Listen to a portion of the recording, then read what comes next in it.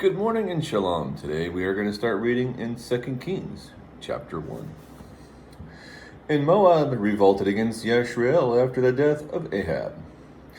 And Azayahu fell through the lattice of his upper room in Shamron, and was injured, and sent messengers and said to them, Go inquire of Baal-zebub, the mighty one of Ekron, if I shall recover from this injury.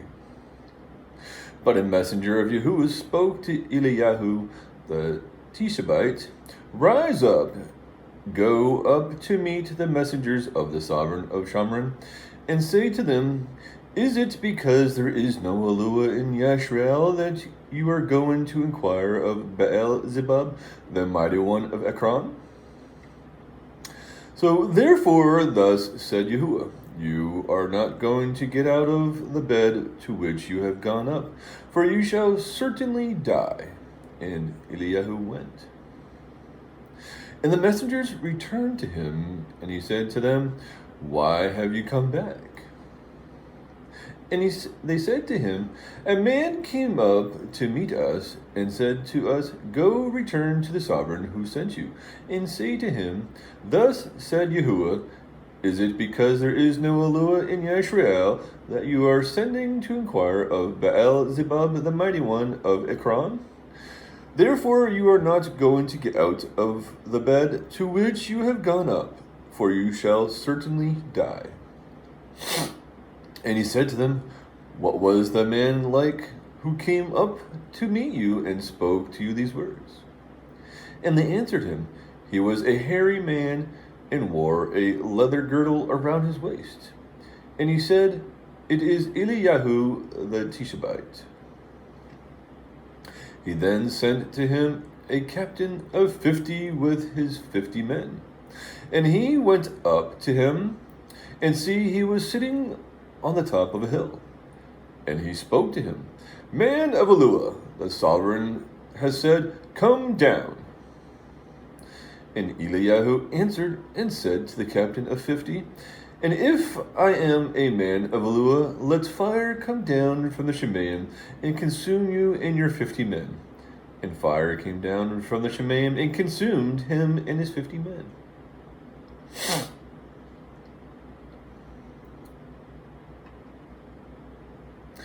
He sent another captain of 50 with his 50 men to him. And he answered and said to him, Man of Yahu'ah, this is what the sovereign said, Come down at once. And Eliyahu answered and said to them, If I am a man of Yahu'ah, let fire come down from the Shemaim and consume you and your 50 men. And the fire of Yahu'ah came down from the Shemaim and consumed him and his 50 men. And again he sent a third captain of 50 with his 50 men. And the third captain of 50 went up, and came and fell on his knees before Eliyahu, and pleaded with him, and said to him, Man of Yahu'ah, please let my life and the life of these 50 servants of yours be precious in your eyes. See, fire has come down from the Shemaim and burnt up the first two captains of 50s with their 50s. But let my life be precious in your eyes. And the messenger of Yahu'ah said to Eliyahu, Go down with him, do not be afraid of him. So he rose up and went down with him to the sovereign, and spoke to him. Thus said Yahu'ah, Because you have sent messengers to inquire of Baal-zebub, the mighty one of Ekron, is it because there is no Yahu'ah in Yashrael to inquire of his word? Therefore you are not going to get out of the bed to which you have gone up, for you shall certainly die. And he died, according to the word of Yahu'ah which Eliyahu had spoken. And Yoram reigned in his place. In the 2nd year of Yoram, son of Jehoshaphat, sovereign of Yehudah, for he had no son. And the rest of the acts of Azayahu, which he did, are they not written in the books of the annals of the sovereigns of Yashrael? Chapter 2. And it came to be when Yahu'ah was to take up Eliyahu to the Shemaim by a whirlwind, that Eliyahu went with Elisha from Gilgal, and Eliyahu said to Elisha, "Please remain here, for Yahuwah has sent me on to Beth El." And Elisha said, "As Yahuwah lives, and as your being lives, I do not leave you." And they went down to Beth El. And the sons of the prophets who were at Beth El came out to Elisha and said to him, Do you know that Yahuwah is taking away your master from your head?" And he said, "I also know, be silent." And Eliyahu said to him, "Elisha, please remain here, for Yahuwah has sent me on to Yarrow." And he said, "As Yahuwah lives, and as your being lives, I do not leave your side." And they came into Yarrow. And the sons of the prophets who were at Yarrow came to Elisha and said to him, "Do you not know that Yahuwah has taken away your master from over you today?" And he said, "I also know, be silent." And Eliyahu said to them, "Please remain here, for Yahuwah has sent me on to Yarden." And he said, "As Yahuwah lives, and as your being lives, I do not leave you." And the two of them went on. And 50 men of the sons of the prophets went and stood facing them at a distance, while the two of them stood by the Yarden. And Eliyahu took his mantle and rolled it up, and struck the water, and it was divided this way and that, so that the two of them passed over on dry ground. And it came to be, when they had passed over, that Eliyahu said to Elisha, "Ask what I am to do for you before I am taken away from you." And Elisha said, "Please let a double portion of your ruach be upon me." And he said, "You have made it hard to ask. Yet if you see me when I am taken from you, it is yours, but if not, it is not."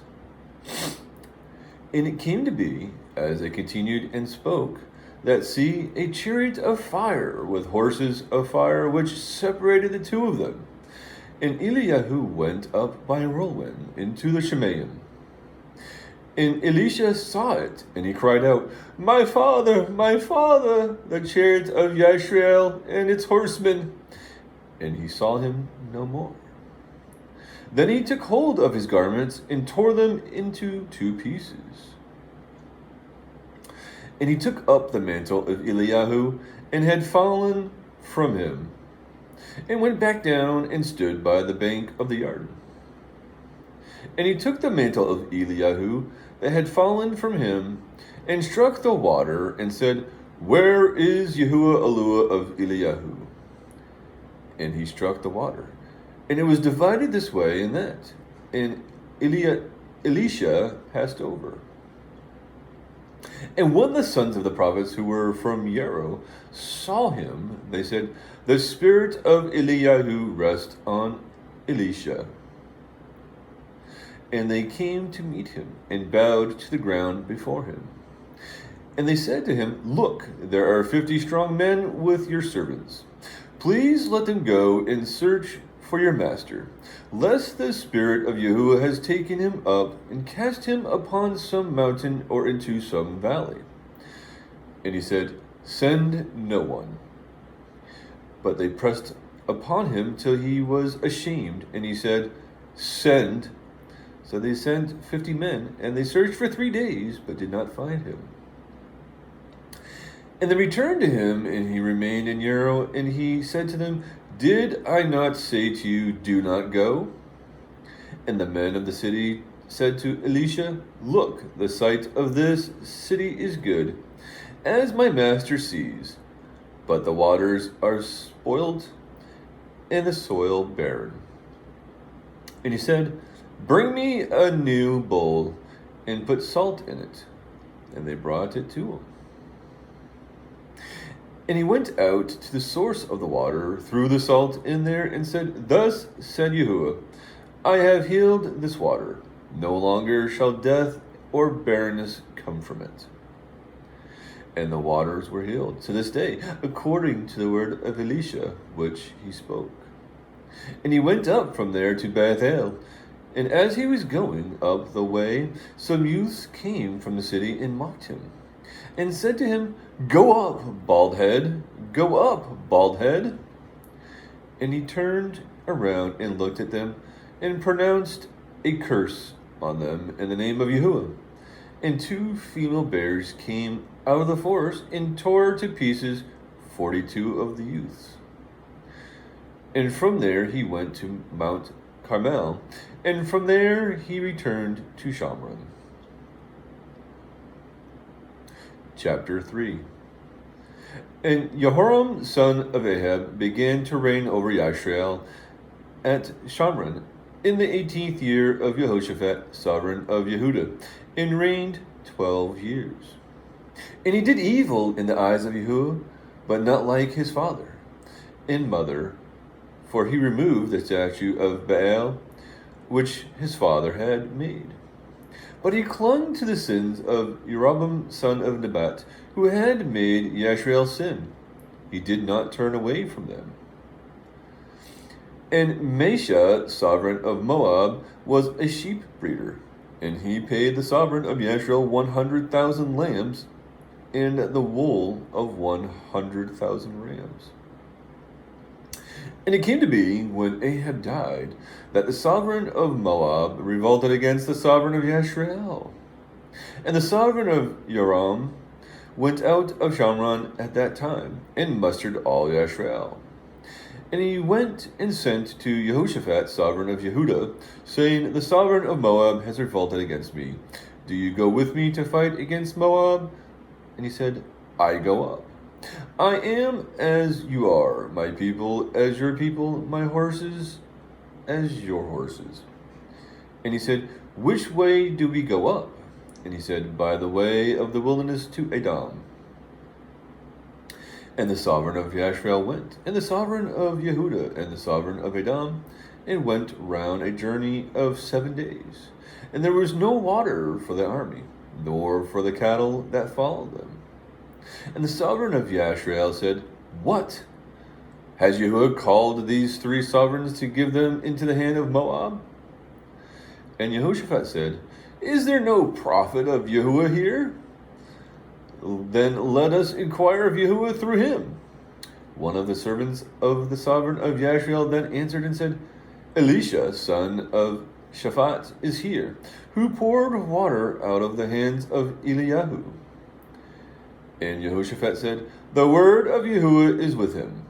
And the sovereign of Yashrael and Jehoshaphat and the sovereign of Edom went down to him. And Elisha said to the sovereign of Yashrael, What have I to do with you? Go to the prophets of your father and the prophets of your mother. And the sovereign of Yashrael said to him, No, for Yahu'ah has called these 3 sovereigns to give them into the hand of Moab. And Elisha said, As Yahu'ah of hosts lives, before whom I stand, if it were not that I regard the presence of Jehoshaphat, sovereign of Yehudah, I would not look at you nor see you.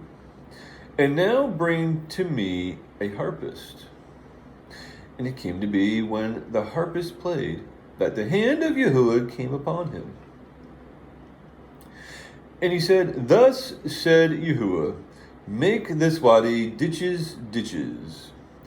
For thus said Yahu'ah, You are not going to see wind nor rain, yet that wadi is to be filled with water, so that you, your cattle, and your beasts shall drink. And this shall be a light matter in the eyes of Yahu'ah, and he shall give Moab into your hand. You shall strike every walled city and every choice city, and shall cut down every good tree, and stop up every fountain of water, and ruin every good piece of land with stones. And it came to be in the morning, when the grain offering was offered, that sea, water came by the way of Edom, and the land was filled with water. And when all Moab heard that the sovereigns had come up to fight against them, all who were able to bear arms and older were gathered, and they stood at the border. And they rose up early in the morning, and the sun was shining on the water. And the Moabites saw the water on the other side, as red as blood.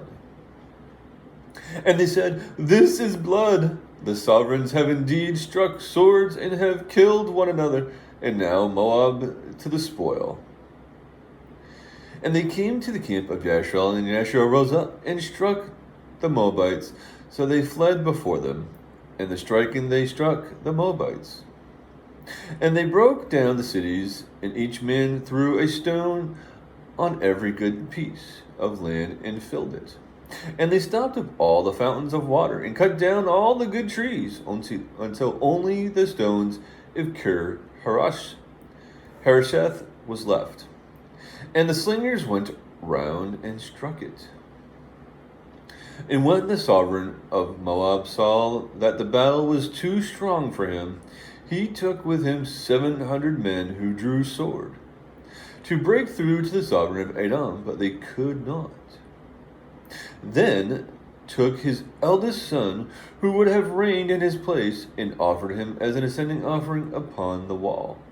And there was a great wrath against Yashrael, and they left him and returned to the land.